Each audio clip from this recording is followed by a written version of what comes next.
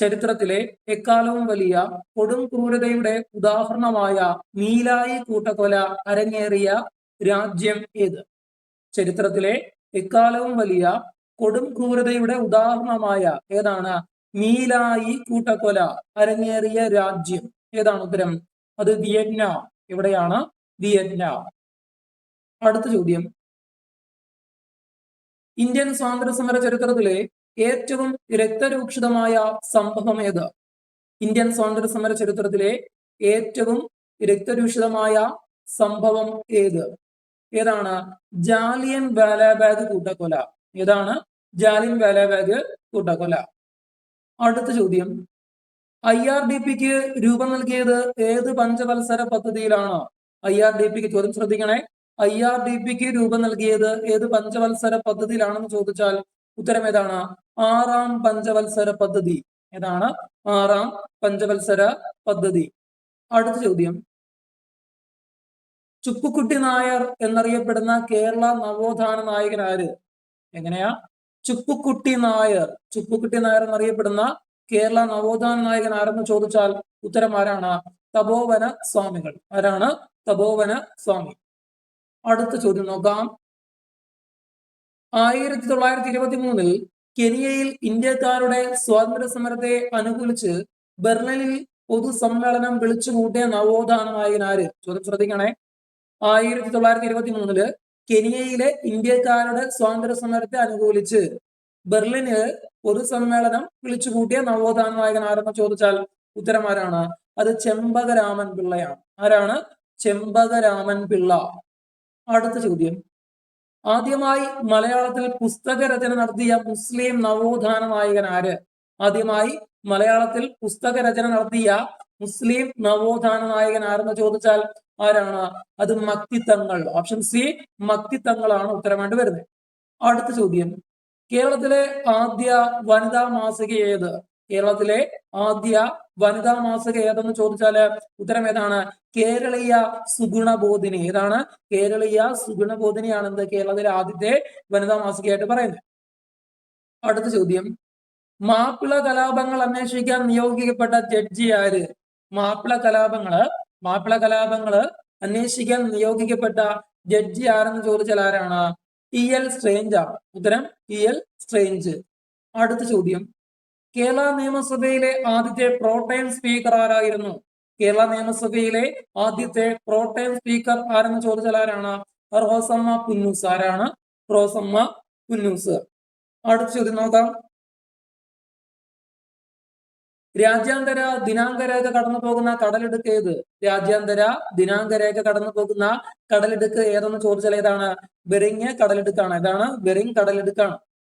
അടുത്ത ചോദ്യം, ഭൂമിയുടെ ആകർഷണത്തിന് മാത്രം വിധേയമായി ഒരു വസ്തു താഴേക്ക് പതിക്കുന്നത് എന്ത് പേരിലാണ് അറിയപ്പെടുന്നത്? ഭൂമിയുടെ ആകർഷണത്തിന് മാത്രം വിധേയമായി ഒരു വസ്തു താഴേക്ക് പതിക്കുന്നത് എന്ത് പേരിലാണ് അറിയപ്പെടുന്നത് എന്ന് ചോദിച്ചാൽ ഏതാണ്? നിർബാധ പതനം. ഏതാണ്? നിർബാധ പതനമാണ് ഉത്തരമായിട്ട് വരുന്നത്. അടുത്ത ചോദ്യം നോക്കാം.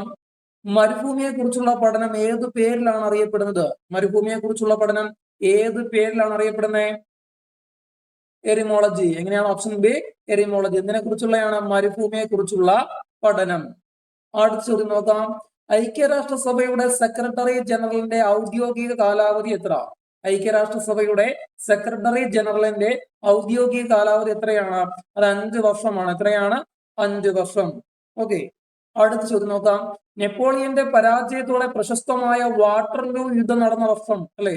അപ്പൊ എന്താ ചോദിച്ചിരിക്കുന്നേ? നെപ്പോളിയന്റെ പരാജയത്തോടെ പ്രശസ്തമായ എന്ത്? വാട്ടർലൂ യുദ്ധം. ഏതാണ്? വാട്ടർലൂ യുദ്ധം നടന്ന വർഷം അല്ലെ? അപ്പൊ എന്നാ അത്? 1815. എന്നാണ്? 1815. അടുത്ത ചോദ്യം, നാഷണൽ സ്റ്റോക്ക് എക്സ്ചേഞ്ചിന്റെ ആസ്ഥാനം എവിടെ? നാഷണൽ സ്റ്റോക്ക് എക്സ്ചേഞ്ചിന്റെ ആസ്ഥാനം എവിടെയെന്ന് ചോദിച്ചാൽ എവിടെയാണത്? അത് മുംബൈയിലാണ്. എവിടെയാണ്? മുംബൈ. മറക്കല്ലും. നാഷണൽ സ്റ്റോക്ക് എക്സ്ചേഞ്ചിന്റെ ആസ്ഥാനം ചോദിച്ചാല് മുംബൈ. അടുത്ത ചോദ്യം, പ്രാചീന കാലത്ത് മാരാത്ത എന്നറിയപ്പെട്ടിരുന്നത് ഏത് പ്രദേശം അല്ലേ? അപ്പൊ എങ്ങനെയാണ്? പ്രാചീന കാലത്ത് എങ്ങനെയാ മാരാത്ത എന്നറിയപ്പെട്ടിരുന്നത് ഏത് പ്രദേശമാണെന്ന് ചോദിച്ചാൽ ഏതാണ്? ഓപ്ഷൻ ഡി, കരുനാഗപ്പള്ളിയാണ്. ഏതാണ്? കരുനാഗപ്പള്ളിയാണ് എങ്ങനെ അറിയപ്പെടുന്നത്? മാരാത്ത അല്ലെ? അടുത്ത ചോദ്യം, ബംഗ്ലാദേശ് സ്വതന്ത്രമായ വർഷം. ബംഗ്ലാദേശ് സ്വതന്ത്രമായ വർഷം എന്നാണ് 1971 എന്നാണ് 1971. അടുത്ത ചോദ്യം, ഉദയസൂര്യന്റെ നാട്, പ്രഭാത കിരണങ്ങളുടെ നാട് എന്നിങ്ങനെ അറിയപ്പെടുന്ന സംസ്ഥാനം ഏത്? ചോദ്യം ശ്രദ്ധിക്കണേ. എങ്ങനെയൊക്കെയാ? ഉദയസൂര്യന്റെ നാട്, പിന്നെയോ പ്രഭാത കിരണങ്ങളുടെ നാട് എന്നിങ്ങനെ അറിയപ്പെടുന്ന സംസ്ഥാനം ഏതെന്ന് ചോദിച്ചാൽ ഉത്തരം ഏതാണ്? അത് അരുണാചൽ പ്രദേശ്. ഇതാണ് അരുണാചൽ പ്രദേശ്. അടുത്ത ചോദ്യം, ലോക പുകയില വിരുദ്ധ ദിനം ആചരിക്കുന്നത്, അല്ലെ? ലോക പുകയില വിരുദ്ധ ദിനം എന്നാണത്? അത് മെയ് 31 എന്നാണ്, മെയ് 31. അടുത്ത ചോദ്യം, കേരളത്തിൽ ഏറ്റവും കുറവ് തദ്ദേശ സ്വയംഭരണ സ്ഥാപനങ്ങളുള്ള ജില്ല ഏത്? കേരളത്തില് ഏറ്റവും കുറവ് തദ്ദേശ സ്വയംഭരണ സ്ഥാപനങ്ങളുള്ള ജില്ല ചോദിച്ചാൽ ഏതാണ്? അത് വയനാട്. Option A, Wayanad. അടുത്ത ചോദ്യം, 1857 ഒന്നാം സ്വാതന്ത്ര്യ സമര കാലത്ത് ശിപായിമാർ ഉപയോഗിച്ചിരുന്ന തോക്ക് ഏത്? 1857 ഒന്നാം സ്വാതന്ത്ര്യ സമര കാലത്ത് ശിപായിമാർ ഉപയോഗിച്ചിരുന്ന തോക്ക് ഏതെന്ന് ചോദിച്ചാൽ ഉത്തരം ഏതാണ്? ബ്രീച്ച് ലോഡർ തോക്ക്. ഏതാണ്? ബ്രീച്ച് ലോഡർ തോക്കാണ്. അടുത്ത ചോദ്യം, ഫ്രാൻസിൽ കർഷകരെ കൃഷിഭൂമിയുടെ ഉടമകളാക്കുകയും നിയമസംഹിത ഉണ്ടാക്കുകയും ചെയ്ത ഭരണാധികാരി ആര്? ചോദ്യം ശ്രദ്ധിക്കണേ. ഫ്രാൻസിലെ കർഷകരെ കൃഷിഭൂമിയുടെ ഉടമകളാക്കുകയും നിയമസംഹിത ഉണ്ടാക്കുകയും ചെയ്ത ഭരണാധികാരി ആരെന്ന് ചോദിച്ചാൽ ഉത്തരമാരാണ്? അത് നെപ്പോളിയൻ. ആരാണ്? നെപ്പോളിയൻ. അടുത്ത ചോദ്യം, ഫ്രാൻസ് തുമ്മിയാൽ യൂറോപ്പിനാകെ ജലദോഷം പിടിക്കും എന്ന് പ്രസ്താവിച്ച ഓസ്ട്രിയൻ ഭരണാധികാരി ആര്? ഫ്രാൻസ് തുമ്മിയാല് യൂറോപ്പിനാകെ ജലദോഷം പിടിക്കുമെന്ന് പ്രസ്താവിച്ച ഓസ്ട്രിയൻ ഭരണാധികാരി ആര്? അപ്പൊ ആരായിരിക്കും ഉത്തരമായിട്ട് വരുന്നത്? അത് മെറ്റേണിക് ആണ്. ആരാണ്? ഓപ്ഷൻ ഡി, മെറ്റേണിക് ആണ് ഉത്തരമായിട്ട് വരുന്നത്. അടുത്ത ചോദ്യം, ഗ്രീക്ക് ഭാഷയിൽ ഹാലജൻ എന്ന വാക്കിന്റെ അർത്ഥം എന്ത്? ഗ്രീക്ക് ഭാഷയില് ഹാലജൻ എന്ന വാക്കിന്റെ അർത്ഥം എന്തെന്ന് ചോദിച്ചാൽ എന്താണ്? ലവണങ്ങളെ ഉൽപ്പാദിപ്പിക്കുന്നത് എന്നാണ് കേട്ടോ. അടുത്ത ചോദ്യം നോക്കാം, ഒരു ശാസ്ത്രജ്ഞന്റെ സ്മരണാർത്ഥം ആദ്യമായി ഒരു മൂലകത്തിന് പേര് നൽകിയ വർഷം 1955. അപ്പൊ ആ മൂലകം ഏതെന്നാ ചോദിച്ചിരിക്കുന്നത്, അല്ലെ? ചോദ്യം ശ്രദ്ധിക്കണേ. ഒരു ശാസ്ത്രജ്ഞന്റെ സ്മരണാർത്ഥം ആദ്യമായി ഒരു മൂലകത്തിന് പേര് നൽകിയ വർഷം എന്നാ 1955. അപ്പൊ ആ മൂലകം ഏതെന്നാ ചോദിച്ചിരിക്കുന്നത്. അപ്പൊ ഏതായിരിക്കും ഉത്തരമായിട്ട് വരുന്നേ? നോക്കേ, ഏതാണ്? മെന്റലീവിയം. ഏതാണ്? മെന്റലീവിയം. ഓക്കെ. അടുത്ത ചോദ്യം, ഓടുന്ന ബസ് പെട്ടെന്ന് നിർത്തുമ്പോൾ യാത്രക്കാർ മുന്നോട്ട് വീഴാൻ കാരണമെന്ത്?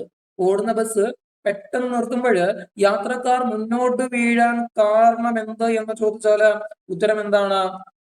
അത് ചലന ജഡത്വം. എന്താണ്? ചലന ജഡത്വം. അടുത്ത ചോദ്യം, ഇന്ത്യയുടെ ആദ്യത്തെ പരിസ്ഥിതി പട്ടണം ചോദിച്ചാൽ ഉത്തരം ഏതാണ്? പാനിപ്പത്താണ്. ചോദ്യം മറക്കല്ല. ഇന്ത്യയുടെ ആദ്യത്തെ പരിസ്ഥിതി പട്ടണം ഉത്തരം ഏതാണ്? അത് പാനിപ്പത്ത്. അടുത്ത ചോദ്യം, പതിവ് കണക്ക് എന്ന വാർഷിക ബജറ്റ് സമ്പ്രദായം തിരുവിതാംകൂറിൽ ആദ്യമായി നടപ്പിലാക്കിയ രാജാവ് ആര്? പതിവ് കണക്ക് എന്ന വാർഷിക ബജറ്റ് സമ്പ്രദായം, ചോദ്യം മറക്കല്ല. പതിവ് കണക്ക് എന്ന വാർഷിക ബജറ്റ് സമ്പ്രദായം തിരുവിതാംകൂറിൽ ആദ്യമായി നടപ്പിലാക്കിയ രാജാവ് ആരെന്ന് ചോദിച്ചാൽ ഉത്തരം ആരാണ്? അത് മാർത്താണ്ഡവർമ്മയാണ്. ആരാണ്? മാർത്താണ്ഡവർമ്മ.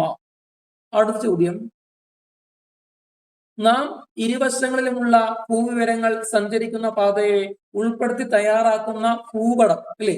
നാം ഇരുവശങ്ങളിലുമുള്ള ഭൂവിവരങ്ങൾ സഞ്ചരിക്കുന്ന പാതയെ ഉൾപ്പെടുത്തി തയ്യാറാക്കുന്ന ഭൂപടം. അപ്പൊ ഏതായിരിക്കും ഇവിടെ ഉത്തരമായിട്ട് വരുന്നത്? Option B. ഏതാ? ട്രാൻസിറ്റ് ഭൂപടം. ഏതാണ്? ഓപ്ഷൻ ബി, ട്രാൻസിറ്റ് ഭൂപടം. അടുത്ത ചോദ്യം, ദേശീയ മനുഷ്യാവകാശ കമ്മീഷന്റെ ആസ്ഥാനം ചോദിച്ചാൽ ഏതാണ്? മാനവ് അധികാർ ഭവൻ. ഏതാണ്? മാനവ് അധികാർ ഭവൻ. ഓക്കെ.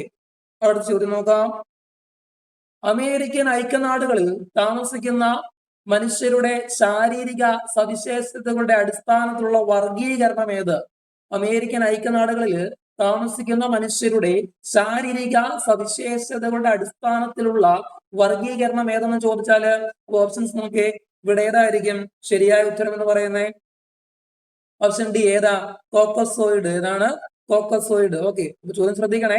അമേരിക്കൻ ഐക്യനാടുകളിൽ താമസിക്കുന്ന മനുഷ്യരുടെ ശാരീരിക സവിശേഷതകളുടെ അടിസ്ഥാനത്തിലുള്ള വർഗീകരണം ഏതെന്ന് ചോദിച്ചാല് ഉത്തരം ഏതാണ്? അത് കോക്കസോയിഡ് ആണ്. ഓക്കെ. അടുത്ത ചോദ്യം, ഇന്ത്യയിൽ ആദ്യമായി അന്ധവിദ്യാലയം സ്ഥാപിതമായത് എവിടെ? ഇന്ത്യയിൽ ആദ്യമായി അന്ധവിദ്യാലയം സ്ഥാപിതമായത് എവിടെയെന്ന് ചോദിച്ചാൽ എവിടെയാണ്? അത് അമൃത്സറിലാണ്. അപ്പൊ ചോദ്യം മറക്കല്ല. ചോദ്യം എന്താ? ഇന്ത്യയിൽ ആദ്യമായിട്ട് അന്ധവിദ്യാലയം. അപ്പൊ എവിടെയാണ് ഉത്തരമായിട്ട് വരുന്നത്? അത് അമൃത്സർ. ഓക്കെ.